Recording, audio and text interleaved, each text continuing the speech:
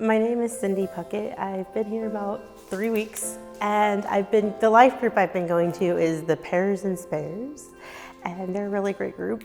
And you know, the welcome and feeling here has been absolutely amazing, because it's like the first thing people wanted to do is, how can we plug you in? How can we involve you in what we're doing?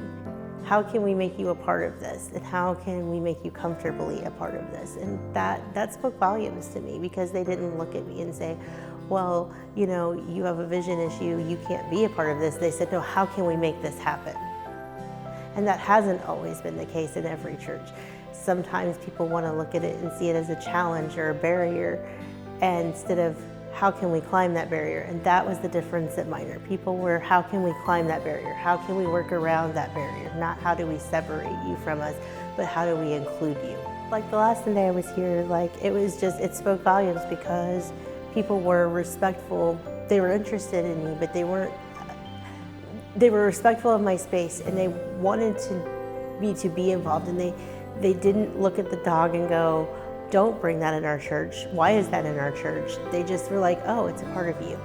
Okay. It was just, he was here for the ride, and everybody was okay with it.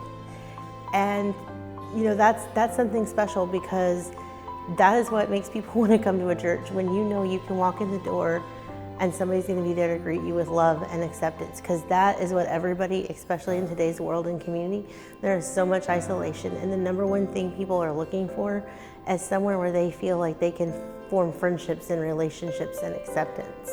I'm actually really excited to see what my future will be here in this church, and I plan to be here because I'm excited to continue to build friendships and plug in the places and figure out what my talents are and gifts are to be a part of this church and helping this church and being a part of this family.